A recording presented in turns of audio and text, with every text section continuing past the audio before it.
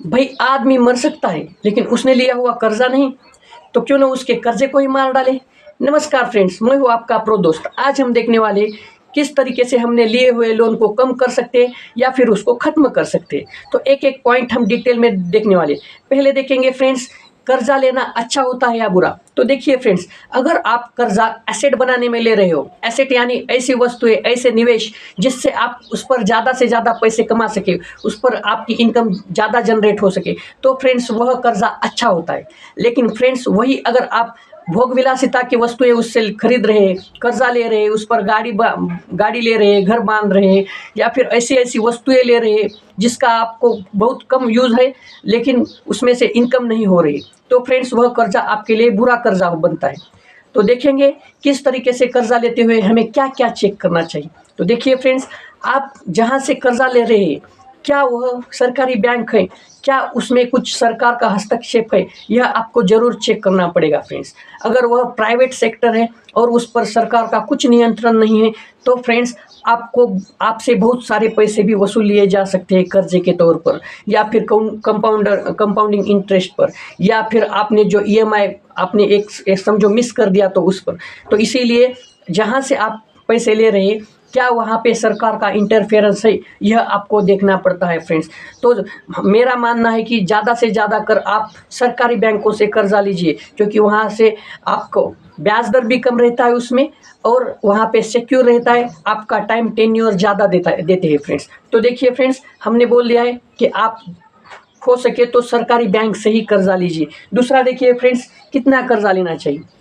Friends, हम लेते वक्त तो कर्जा बहुत सारा लेते हैं लेकिन चुकाते वक्त वह हमारे सर पर रहता है, वह हमारा जो इनकम है उसमें से इनकम काट लेता है। इसीलिए फ्रेंड्स, जितना हम पे कर सकते हैं, जितना हमारा खर्चा कर कर जो उसमें से कुछ रह रहा है, तो हम उसमें से अगर इंटरेस्ट दे पाते हैं उतना ही कर्जा लीजिए फ्रेंड्स। बहुत ज़्यादा कर्जा लेना अच्छी बात नहीं है फ्रेंड्स, अगर आप उसको चुका नहीं पाते तो फ्रेंड्स लेते वक्त उसका दिमाग में रख कर लीजिए कि उस पर जो इंटरेस्ट बन रहा है क्या वह आप दे पाएंगे, और उसमें से कुछ मूलधन भी आपको चुकाना पड़ेगा, तो ही जल्दी से कर्जा खत्म होगा। तो उसका ध्यान में रखकर फ्रेंड्स कर्जा लीजिए। दूसरा फ्रेंड्स, ब्याज प्रतिशत। फ्रेंड्स बहुत जगह अलग अलग ब्याज प्रतिशत होते हैं, तो फ्रेंड्स जितना ब्याज प्रतिशत कम रहेगा उतना ही आपको ब्याज कम लगेगा। तो इसीलिए ब्याज प्रतिशत जहाँ पे कम मिल रहा है वहीं से ही आप ब्याज प्रतिशत लीजिए फ्रेंड्स,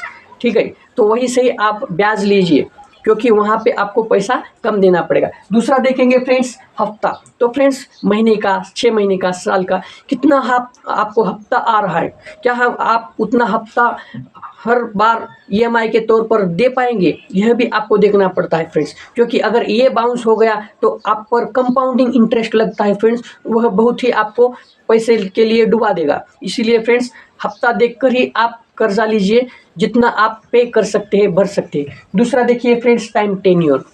अब देखिए फ्रेंड्स, अगर आप शॉर्ट टर्म इंटरेस्ट पर या फिर शॉर्ट टर्म में कम कम दिन के लिए कर्जा ले रहे हैं, तो फ्रेंड्स आपको कभी कभी परेशानी हो सकती है, कुछ दिक्कतें आ सकते हैं, नेचुरली कुछ आपके साथ अनहोनी हो सकती है, कुछ भी हो सकता है। इसीलिए फ्रेंड्स जितना टाइम टेन्योर ज़्यादा रहेगा उतना आप सेफ रहेंगे, उतना आप सिक्योर रहेंगे। क्योंकि ज़्यादा दिन रहेंगे तो फ्रेंड्स एक आधा 2 हफ्ता अगर बाउंस भी हो गया तो भी आप उसको रिकवर कर पाएंगे, क्योंकि आपके पास बहुत सारा टाइम है उसके लिए। और इस तरीके से कुछ फ्रेंड्स प्रॉब्लम्स सबको आते हैं, तो कुछ प्रॉब्लम आ गया तो भी फ्रेंड्स अगर आपका टाइम टेन्योर ज़्यादा रहेगा तो आप उसमें सिक्योर रहेंगे। दूसरा फ्रेंड्स, अब कि कर्जा कम और ख़त्म कैसे कर सकते हैं, इस पर हम देखेंगे फ्रेंड्स। तो एक एक करके देखेंगे फ्रेंड्स।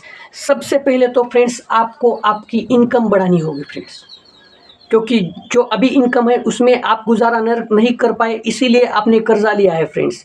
उसमें से आपका कुछ नहीं हुआ, इसीलिए आप फ्रेंड्स कर्जा लिए। तो फ्रेंड्स सबसे पहले आपको इनकम जनरेट करनी पड़ेगी ज़्यादा। वो आप कुछ भी करिए, साइड बिजनेस करिए या फिर कहीं इन्वेस्टमेंट करके करिए, और इन्वेस्टमेंट करने के लिए तो आपके पास पैसे भी नहीं, तो फ्रेंड्स साइड बिजनेस करिए, जो कुछ हो सके आपसे करिए, लेकिन फ्रेंड्स इनकम जनरेट करिए ज़्यादा से ज़्यादा। दूसरा देखिए फ्रेंड्स, खर्चा। अब देखिए फ्रेंड्स, आपको जो अनावश्यक खर्चा है कुछ दिन के लिए, या फिर ये अच्छा रहता है कि आप अनावश्यक खर्चा मत कीजिए, हमेशा के लिए मत कीजिए। क्योंकि फ्रेंड्स जो आपको ज़रूरी चीज़ें नहीं है उस पर आप पैसा वेस्ट मत कीजिए फ्रेंड्स, क्योंकि वही पैसा आपके बाद में वेल्थ जनरेट कर सकता है आप अगर उसको बचा लिए तो फ्रेंड्स जिसकी ज़रूरत नहीं उस पर खर्चा मत कीजिए। दूसरा फ्रेंड्स, सेव कीजिए। जो भी आप कमा रहे हैं उसमें से कुछ हिस्सा खुद के लिए रखिए फ्रेंड्स, सेव कीजिए अपना पैसा।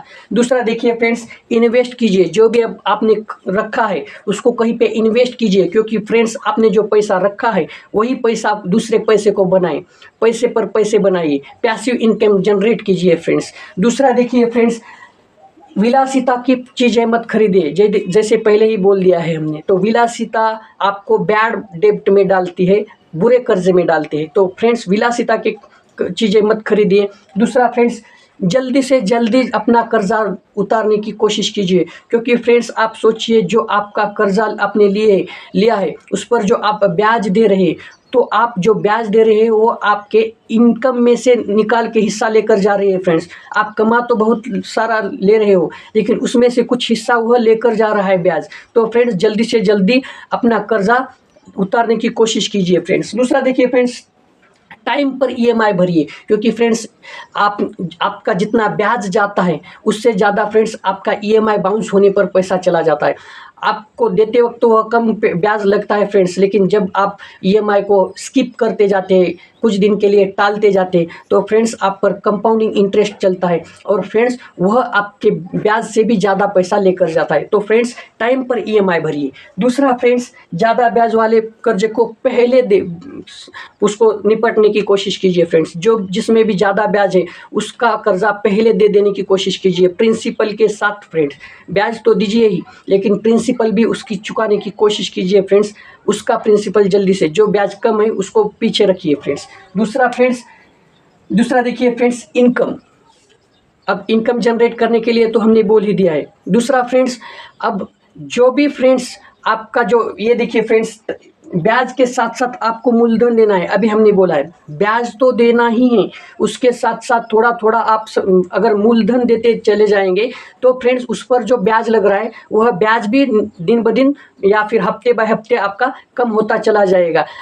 वो एक तो मूलधन भी कम होता चला जाएगा और ऊपर से ब्याज भी कम होता चला जाएगा। इससे आपको अपना लोन रीपे करने में बहुत ही आसानी होगी फ्रेंड्स। अगला देखेंगे फ्रेंड्स, नया लोन। अब क्या होता है फ्रेंड्स, हम पिछले वाला लोन मिटाने के लिए हम नया लोन लेते हैं, उससे उसका मतलब इसकी टोपी उसके सर पर और उसकी टोपी इसके सर पर, ऐसे करते हैं। लेकिन फ्रेंड्स जैसे जैसे आप पुराना कर्ज चुकाने के लिए, पुराना लोन चुकाने के लिए नया लोन लेते हैं, तो फ्रेंड्स उसका प्रेशर आप पर आता है फ्रेंड्स। उस पर ब्याज पर आपको समझ में नहीं आएगा उस टाइम, लेकिन फ्रेंड्स उसमें बहुत ज़्यादा ब्याज चला जाता है। इसीलिए फ्रेंड्स इस तरीके से पुराने कर्जे को चुकाने के लिए नए कर्जे मत लेना फ्रेंड्स। और फ्रेंड्स जहाँ पे कम ब्याज मिले, कम ब्याज का ऑप्शन है वहीं पर फ्रेंड्स आप पैसा ले, वहीं से ही आप पैसा ले सकते हैं फ्रेंड्स। दूसरा देखेंगे फ्रेंड्स, स्मार्ट हैक्स क्या होते हैं फ्रेंड्स। तो फ्रेंड्स हम कुछ ऐसे स्मार्ट हैक्स कर सकते हैं जिससे हमारा खर्च कम हो या फिर हमें लोन लेने की ज़रूरत ही ना पड़े। तो पहला देखिए फ्रेंड्स, वस्तु ईएमआई पर मत लो।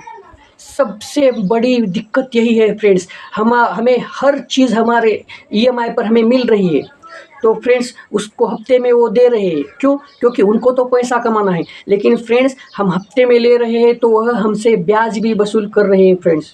आपको लग रहा है इतना सा तो ब्याज जा रहा है, लेकिन फ्रेंड्स इस तरीके से हम अलग अलग वस्तुएं अगर आपने लिए तो कुल मिला के सबका ईएमआई कितना जा रहा है, कितना ब्याज जा रहा है, आपका दिमाग हैरान हो जाएगा फ्रेंड्स। एक बार कैलकुलेट करके देखिए। तो फ्रेंड्स कोई भी वस्तु ईएमआई पर मत लीजिए। वह दिखा तो ईएमआई बोल रहा है, लेकिन आपसे ब्याज वसूल कर रहा है फ्रेंड्स। दूसरा देखिए friends, credit card. Friends credit card का यूज़ मत कीजिए। क्रेडिट कार्ड से आपको पता भी नहीं चल रहा है कि आप कितने शॉपिंग कर रहे हो।